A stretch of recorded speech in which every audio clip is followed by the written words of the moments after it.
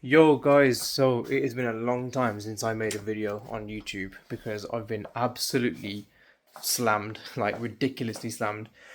Like I'm slowly learning that it is virtually impossible, and I've got a lot of respect for people out there that continually get content out there whilst maintaining a business, single-handedly doing your invoicing, your quotes, the actual work itself, the social media side of things. Damn, it's hard. So I need to find a better way of me being able to churn out videos every single week. So I'm going to restart and try again.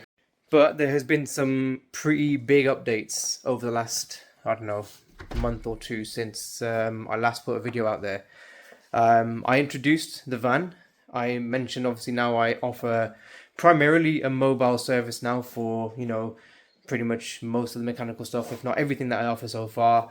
Servicing, brakes, dash cams, some repairs, blah, blah, blah, blah, blah, loads of stuff. And the van is actually now with ProTech getting wrapped and completely sign written. I can't wait to see it. So it was dropped off yesterday. They're saying it's going to take roughly 3 to 5 days to get done, which is absolutely fine. So I thought I was going to have this week off to basically just reset and catch up with social media and whatever else, but that didn't happen.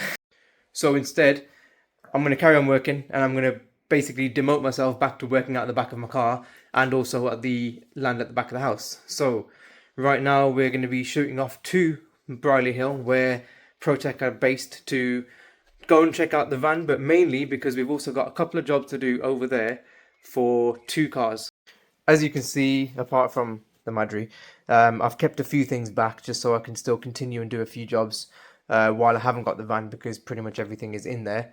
But the benefit is obviously we're going to where the van already is, so I can always go in there and get a few bits out. So we're going to do one quick stop off on the way to the part supplier, pick up a couple of bits for one of the 2 cars I've got.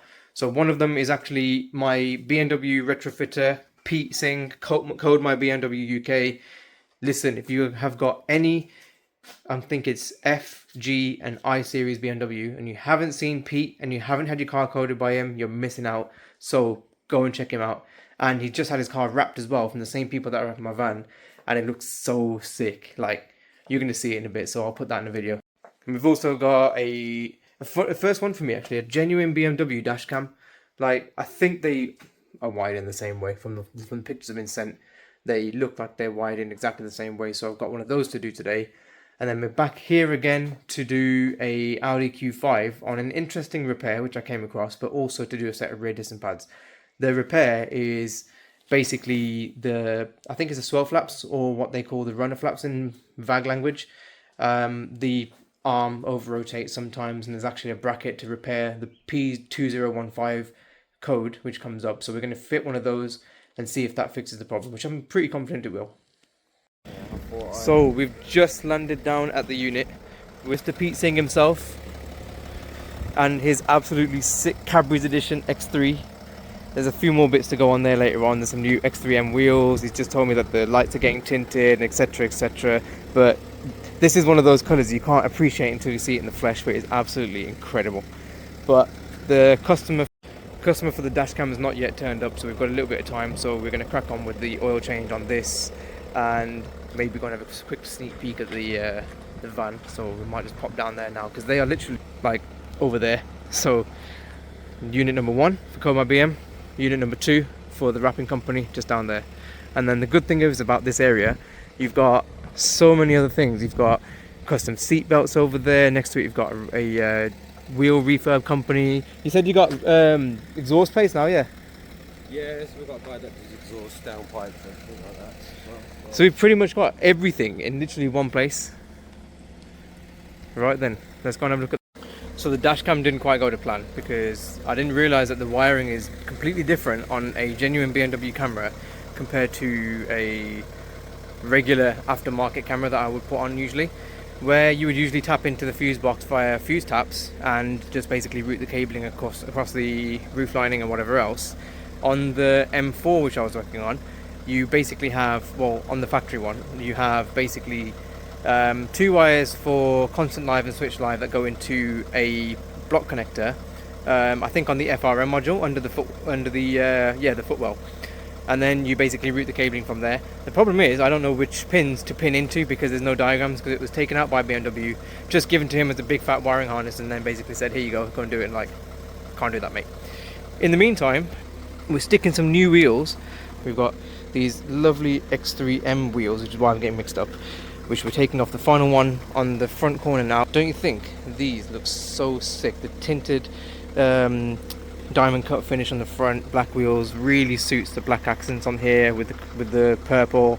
I just think he needs to change the calipers now, because the blue I don't think really suits it now. I think, what do you reckon? Put in the comments what colour do you reckon he should go with his calipers. I'm thinking something a bit brighter. I don't think to go with the purple. I think go with something like, well, actually yellow, because his colours are yellow as well. So he's got, I think it's purple and yellow, or his colours, or black and yellow. But black and yellow is obviously the OG colour, because you've got Alpha Autos, you've got Pro Tech, you've got an M240i, and you've also got Code My BM. So black and yellow is the ultimate combo. So I'm going to say black, yellow with a shitload of purple. So it looks like they just popped out for a bit, but it's a little sneak. Oi! Service complete. Look at that for a service history record. He's obviously been having it well maintained. So the plans have changed a little bit from earlier on, because we're no longer doing the well, not until tomorrow. We're doing the Q5 disc and pads at the rear, and also the swirl flap actuator motor rod thingy tomorrow, just because I've run out of time a little bit today. You know when you come across a 2JZ? Pete, do it again.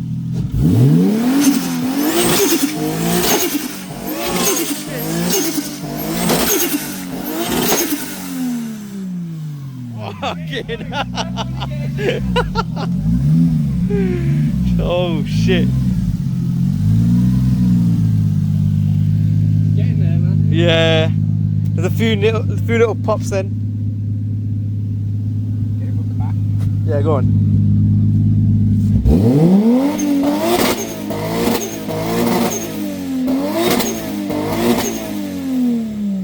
Nearly there, nearly there. He popped the hood. Pop the hood. I forgot the boots off, and I wonder it sounds so fucking loud. Yeah, innit? What's the temper? 119,000.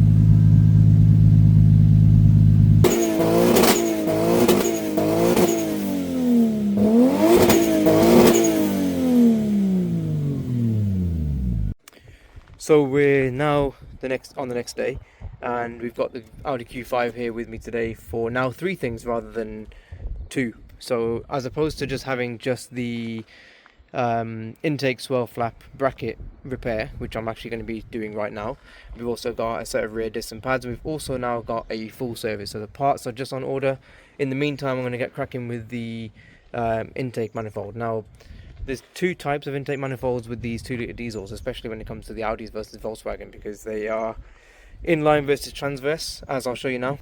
This one obviously being the inline quattro version, whereas you will find some, say, VW Tiguan's and Golfs, everything, which are mainly front-wheel drive.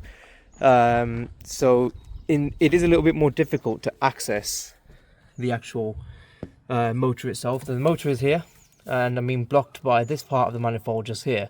There is a way to basically get rid of some of the wiring and, you know, all that kind of stuff at the top, and just basically get access to it, but I don't think it's going to be too difficult to get the intake manifold off. It doesn't look like it's held down with too many things there, so I might just get it off, to be fair, and just do it that way.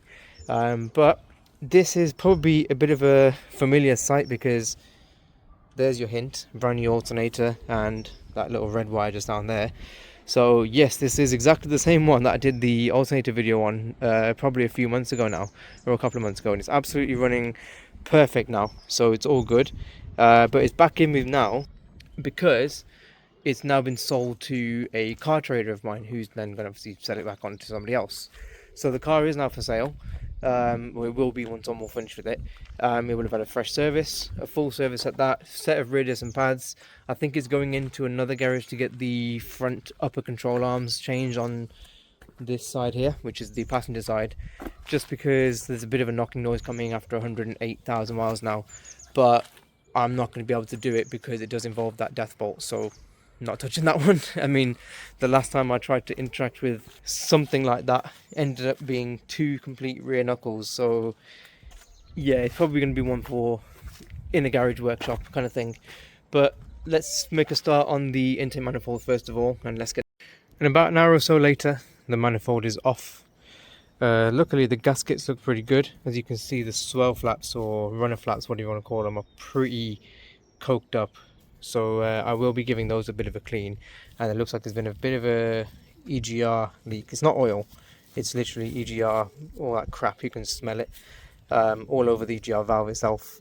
But surprisingly, it's relatively clear in there, considering that this car's got 180,000 miles. I've seen way worse and way less, especially on an Audi A7 3-litre diesel that I did a really horrible job on, which was the oil cooler gasket. Taking the manifold off that, you see the manifold, it's way worse than this. So quite impressed with this. But basically what we're going to be doing is we're going to be fitting the bracket right here. So as you can see here, as you push down on this, the flaps open and close, and obviously the soot is getting in the way of that as well. But apparently what happens is this thing over rotates, and if you push down hard enough, you can see that they close off entirely. So that's probably restricting too much airflow and bringing on the code, I'm guessing. So the bracket basically fits into here. I'll show you how. And it stops the arm physically from extending past a certain point, because it mechanically, well, forget mechanically, it physically blocks the pipe or the arm, so it can only go there as opposed to being able to go all the way down, if that makes any form of sense. So let's get this new bracket on, let's get this manifold cleaned up and get the surface over here clean. Now as you can see, all of that rubbish you can see down the edge there is literally the inner soundproof lining of the actual engine cover. It just rips to shreds. In fact, I've got it over here. This is it here. It just rips to shreds, and as you can see, if I just shake it, you can see all the crap coming off it. And all of that over the course of time, and obviously the engine running and whatever else, the vibrations, it's just causing all of that material to just land behind the manifold. And a little spider.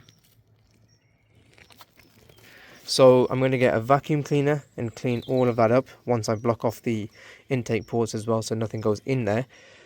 Clean up the manifold, probably grease the gaskets because I think they're okay, but just in case, and get everything back on again with the arm in place. So there is the bracket right there. So kind of hard to tell what it does, but basically if I push the arm again, you can kind of see that it butts up against the bracket itself. That's pretty much at its most furthest out position, if that makes any sense again. Yeah, that's pretty much at its most like furthest out position. So it butts up exactly to where this bracket sits.